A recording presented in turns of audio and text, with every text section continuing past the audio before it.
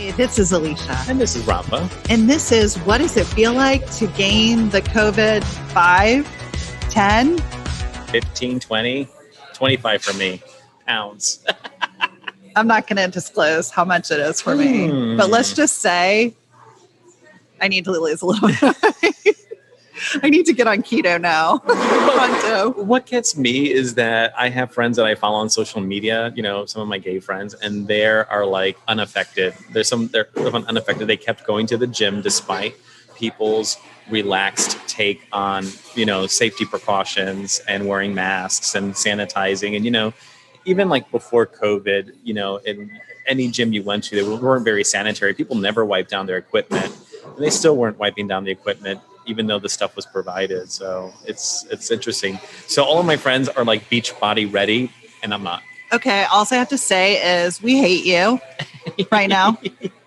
I know those people that were like on it from day one and like, or I don't care, like you said, like I'm staying at the gym.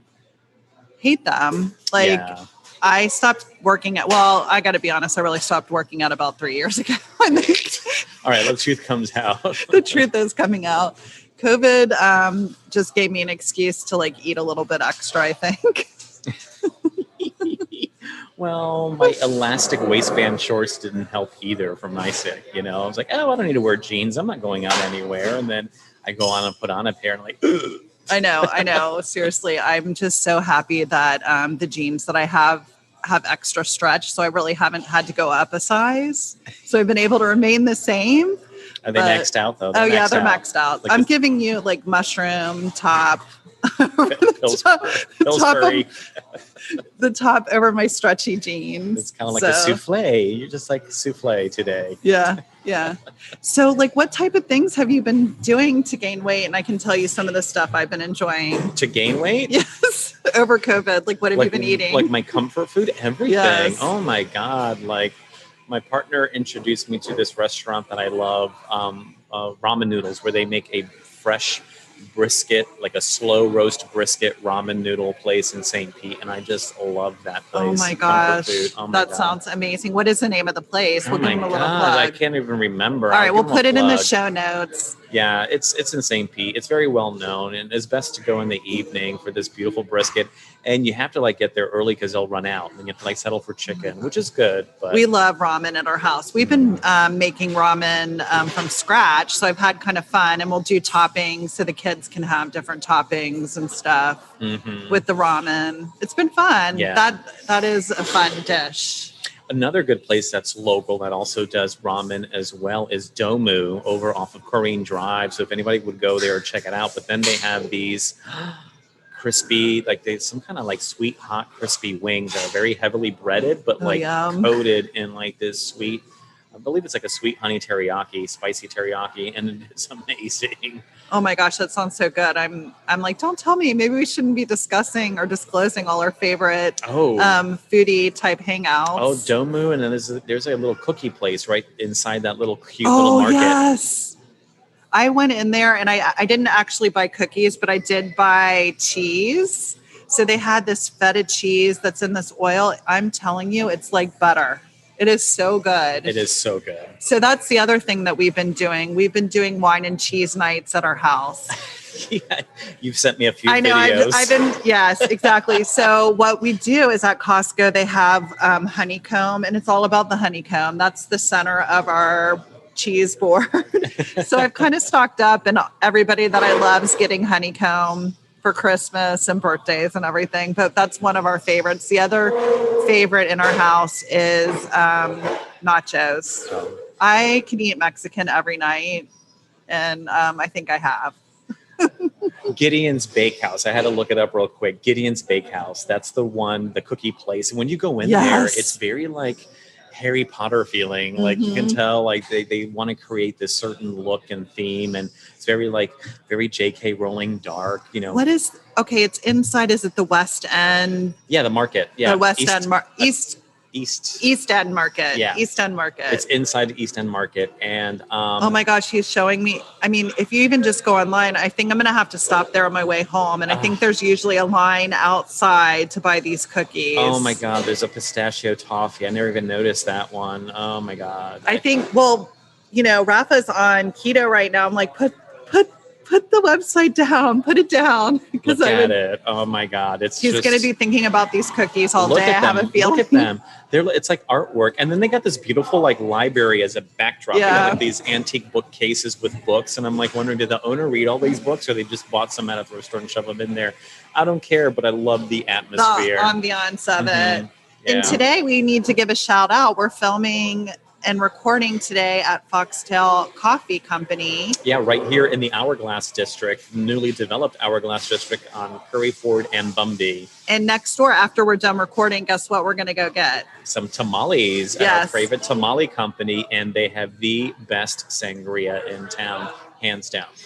So we're going to have fun day Saturday and have a sangria. Yes. Sugar-free for him because he's on keto. Yeah. I haven't claimed my diet yet, but I definitely need to get on it because, you know, everything's starting to come back and, you know, those stretchy pants might not fit me by the time I have to put my, you know, and now that I kind of think of it, I don't even know if I have stretchy work pants. So I think I might be in trouble there. Oh my gosh, yeah. Dress pants and stuff when I go back. Hit the pavement. Yes.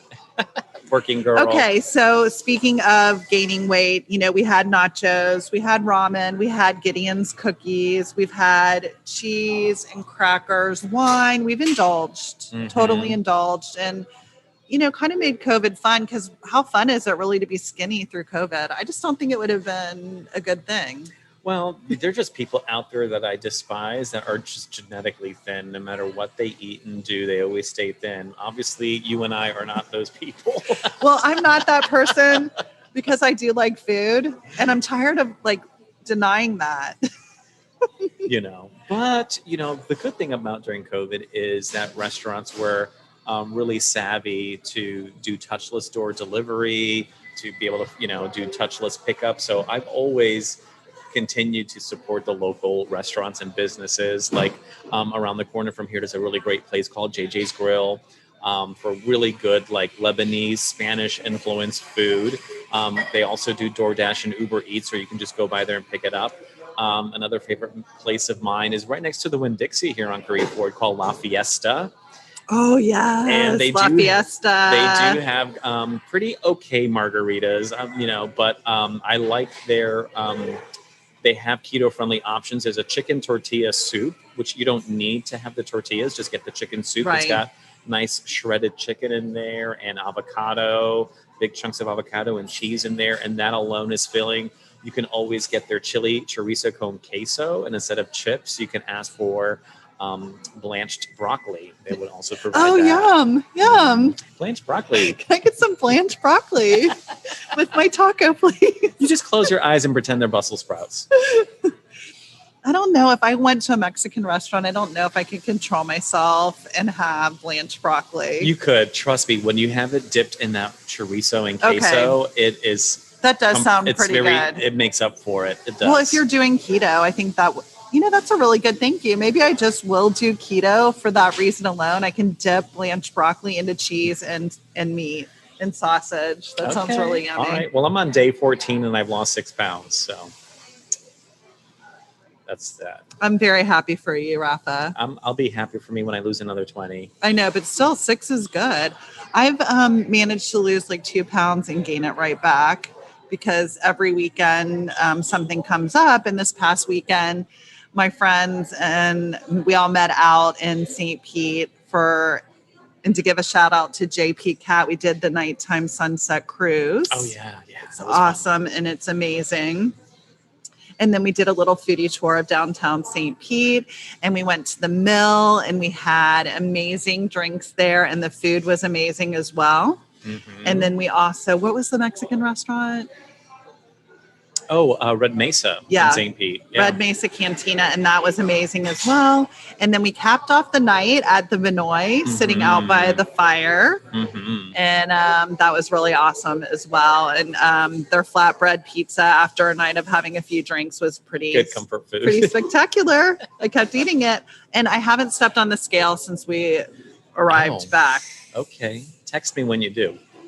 Well, I talked to our friend Kirsten. So let's give out a shout out to Kirsten, who's a yoga instructor, in fact. So that's a great activity to do to start trying to get healthy from your COVID-15. Yes, absolutely. So Kristen's going to help me with virtual yoga for my job. I'm hiring her to do like a virtual yoga just because those that work from home kind of tend to stress out. They need to pull away from their desk halfway through the day and learn to just stretch and breathe and just take that moment to reset. Right. And the benefits of yoga is lowering your stress, but exercise in general does that as well. Absolutely. So if you're looking to lose that COVID 5, 10, 15 that you gain, maybe even 20, yoga would be a great practice to start with, right? Absolutely.